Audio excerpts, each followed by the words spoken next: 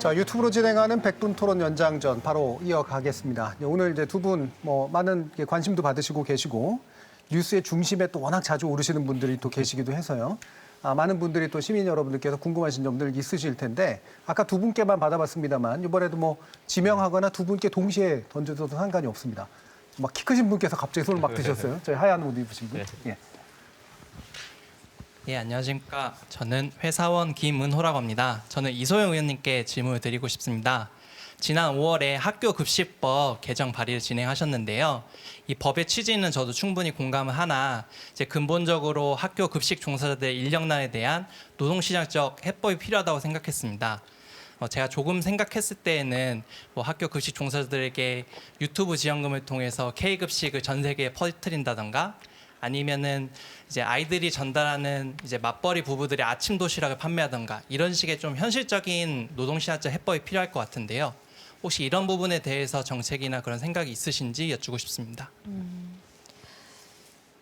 그 학교급식법에 대해서 질문하실지 몰랐는데 그 학교급식 노동자분들하고 제가 이제 만날 기회가 작년에 있었는데 이제 그때 이후로 관심을 많이 가지게 됐었습니다. 일단은 이제 일하시는 환경이 굉장히 열악해서 그 폐암이나 이런 이제 질병 유병률이 굉장히 높은 이제 근무 환경 자체를 개선해야 되는 이제 문제들이 많이 있었고요.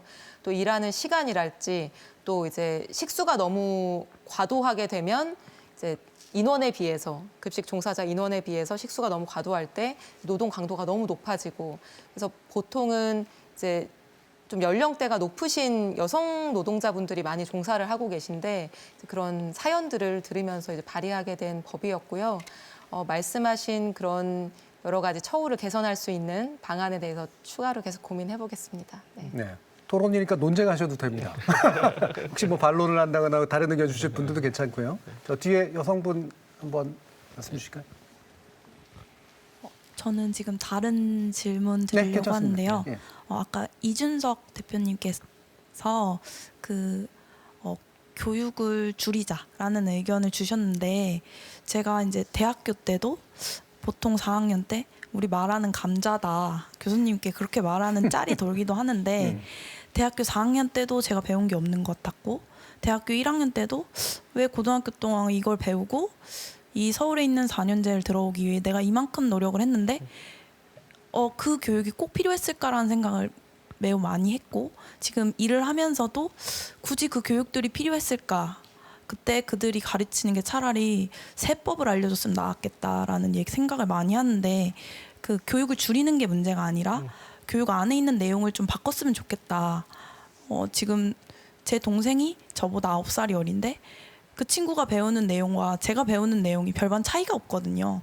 근데 한국 교육이 문제다라는 얘기는 되게 많이 나오는데 연수를 줄이자라는 얘기보다 내용을 좀 바꾸자. 좀 그래서 내용을 바꿔서 직무적인 내용, 진짜 필요한 내용을 넣으면 교육에 지금 집착하는 것도 학력에 집착하는 것도 좀 줄지 않을까라는 생각이 들거든요. 근데 정치인들은 실제로 이제 정치를 바꾸는 거니까 현실적으로 봤을 때 교육을 그렇게 바꾸기가 어려운지 문제라고 충분히 인식하고 계신 것 같은데 연수가 줄이는 게 최대인 건지 이준석 의원님의 의견을 여쭙고 싶습니다. 복합적인 질문이긴 한데 예를 들면 그게 의무교육의 영역은 또 별개고요. 고등교육의 영역은 또 별개잖아요.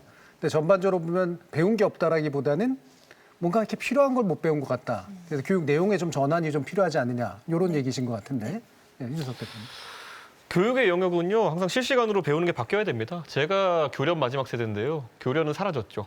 그리고 제가 대학교 입학했을 때 처음에 도서관 색인하는 법을 가르쳤는데요. 요즘은 잘 안 가르칩니다. 요즘은 구글 검색법을 가르칩니다. 그러니까 바뀌어야 되는 건 맞고요. 저는 그런 의미에서 지금 저도 초중등 학교에서 우리가 구글 검색법을 차라리 가르치는 게 낫겠다는 생각을 해요. 왜냐하면 구글에 여러분 검색해 보시면 따옴표를 붙이느냐, 괄호를 어떻게 쓰느냐 이런 거에 따라 가지고 정보 검색 능력이 거의 한 10배 이상 차이 납니다. 그런 것들이 더 실생활에 도움이 되는 것인데 그럼 그런 건 또 지식의 영역인데 이걸 굳이 또 학교에서 가르쳐야 되느냐의 영역이 들어가게 됩니다. 저는 그래서 좀 분리를 했으면 좋겠는 게요.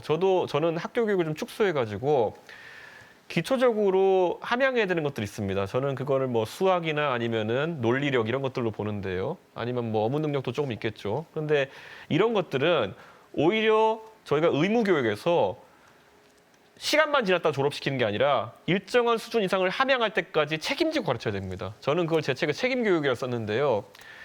지금 우리나라의 학제에서 기초교육 미달자들이 소위 수포자, 영포자라고 하는 사람 비율이 너무 늘어나가지고 도농지옥으로 가면 20%가 넘는 곳들이 있습니다. 근데 그렇게 있으면 수업 자체가 진행이 안 되거든요.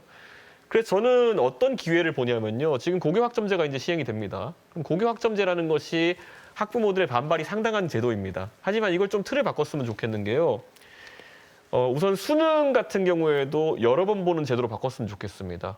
이게 고3 돼가지고 인생 한 번 결정되는 제도로 남아있어서는 좀 어렵고요. 저는 미국식으로 한 번에 한 과목씩이라도 이제 보면서 9학년부터 11학년, 12학년 때까지 순차적으로 볼 수 있으면 좋겠다. 누군가는 수학에 필요한 학력을 10학년 때까지 해서 갖출 수도 있는 거고요. 그 다음에 나는 11학년 때는 다른 걸 공부하겠어. 12학년 때는 내가 학생부를 위해 다른 준비를 하겠어. 이렇게 각자 다른 선택을 할 수 있게 하는 교육이 중요하고요. 그런 의미에서 만약에 고교학점제가 잘 설계된다고 했을 때는 이런 게 가능한 겁니다. 지금은 1학년 때 배워야 하는 수학, 2학년 때 배워야 하는 수학, 3학년 때 배워야 하는 수학이 따로 있다고 한다면요. 웬만한 기초적인 내용은 1, 2학년 다 가르치고 이것을 만약에 일정 성취도 안에 들어오지 못한 학생 같은 경우에는 3학년 때 다시 수업을 들을 수 있게 하는 겁니다. 이게 일종의 유급제라고 해서 기분 나빠할 분들도 있겠지만은 뒤집어 말하면요. 저도 이제 저소득층 대상 교육해보고 느낀 게 뭐냐면요. 오히려 고등학교를 졸업하면서 배워야 될 내용을 못 배우고 졸업하는 게 더 재앙입니다. 예. 저는 그렇기 때문에 교육제도가 책임교육 형태로 바뀌어야 된다. 의무교육이 아닙니다. 국가가 고등학교 졸업장을 준 대상에게는 기본적으로 이런 능력은 가지고 있을 정도로까지 노력을 투입해야 되는 거고요. 최근에 교원 인력이 이제 과잉이 된다는 얘기가 있어요. 저는 이게 오히려 기회라고 봅니다. 지금 학생 대 선생 비율이 만약 예를 들어서 뭐 지금 7대1 이렇게까지 낮아진다고 하는데 그러면은 저는 교원 인력이 남는 부분이 있다고 하면요.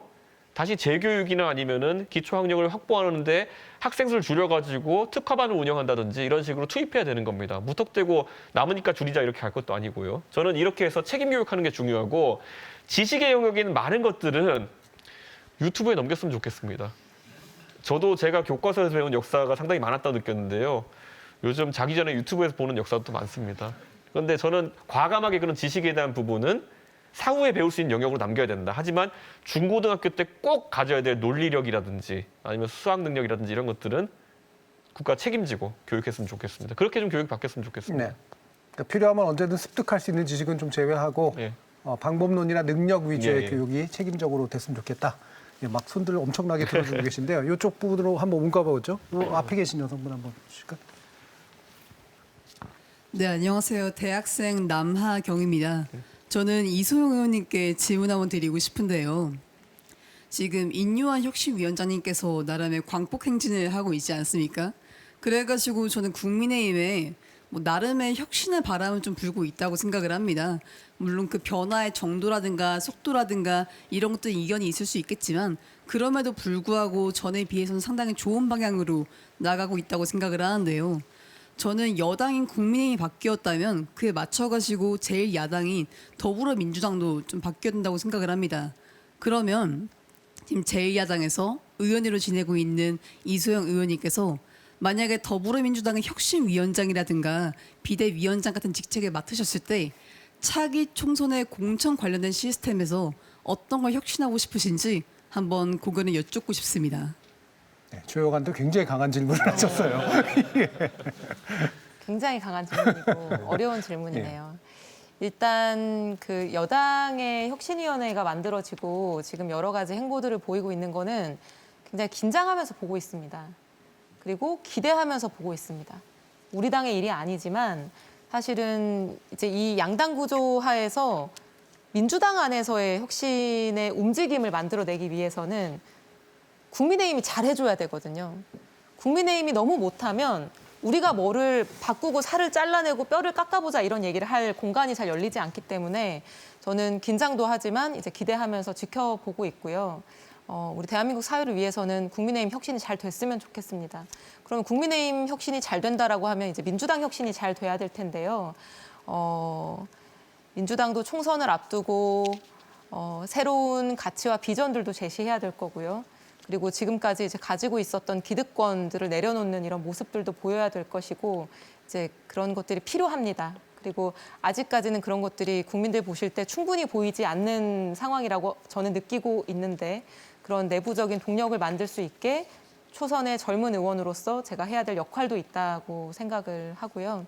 근데 이제 아까 이제 질문이 비대위원장이나 이런 게 되면 공천 시스템을 어떻게 바꿀 것이냐 하는 말씀을 하셨는데 사실 제가 공천 이준석 대표 같은 경우에 이제 당 대표를 해보셨기 때문에 어떻게 해야 공정한 공천을 하고 좋은 사람들이 잘 등장할 수 있는 이제 환경을 만들까 무대를 만들까 이런 고민을 많이 해보셨을 텐데 저 같은 경우에 거기에 대해서 많은 아이디어를 가지고 있지는 못합니다. 그런 입장이 아니었기 때문에 기회가 된다면 그런 고민을 좀 많이 해보겠고요. 공천과 관련해서는 공천이 굉장히 중요한데 막상 국회를 들어와 보면 이제 국민의 대표인 거잖아요. 300명이. 그런데 정말 엄선된 분들만 있는 것이냐라고 하면 또 꼭 그렇지만은 않은 측면이 있거든요. 조심스러운 얘기입니다만. 그래서 좋은 사람들이 공천될 수 있는 시스템 그리고 최소한의 이제 국회의원으로서의 수준과 자격 이런 것들을 좀 올리는 그런 조치들이 필요할 것 같은데 그럼 지금의 이제 공천 제도 가지고는 어렵지 않을까. 그래서 과거에 지방선거 앞두고 왜 자격시험 같은 거 도입을 했었잖아요. 국회의원에 대해서 뭐 동일하게 적용하기는 어렵다라고 봅니다만 어떤 도덕성의 측면이든 그게 어떤 뭐 능력과 자질의 측면이든 이런 것들에 대해서 선거 과정을 통해서 충분히 검증되지 않고 국회에 와서 여러 가지 문제들이 발생하고 또 충분한 역량을 발휘하지 못하는 경우들이 아마 이제 기억나시는 사례들도 많이 있을 거기 때문에 그런 것들을 좀 강화하는 방향의 어떤 노력은 필요한 게 아닌가. 근데 제가 이제 냉정하게 말씀드리면요. 민주당은 당대표가 전과가 많으시기 때문에 도덕성 기준을 상향시키기가 어려워요. 그렇기 때문에 그러면 능력 기준을 상향시켜야 되는데 그러면 시험 보셔야 돼요. 네, 저는 지금 국민의 지탄을 받는 많은 의원님들이 자기 개발보다는 사실 세력 모으기에 민주당에서 많이 의존하시는 것 같거든요. 그래가지고 상대를 수박으로 몰고 이런 거 하시는 분들, 그런 분들 수박으로 몰 시간에 공부하게 만들어야 됩니다. 네, 결국 시험 보는 수밖에 없습니다. 네, 뭐 시험 컷오프 방식이 이제 시험이냐, 네. 뭐 아니면 또 다른 기준들을 이제 만드는 거냐 여러 가지가 있겠지만 네. 만약에 신당이 만들어진다면 공천 기준 어떻게 하실 생각이십니까? 비밀, 영업 비밀입니다. 네, 그거는 제가 예, 한 분 정도만 더 받아볼까요? 제가 여기 가운데 검은 옷 입으신 분. 예. 안녕하세요. 인천에서 온 황정규라고 합니다. 저는 이소영 의원께 질문드리고 싶습니다. 최근 저는 우리나라에 이렇게 사회적 문제가 산적한 데에는 국회의 영향도 어느 정도 있다고 생각합니다.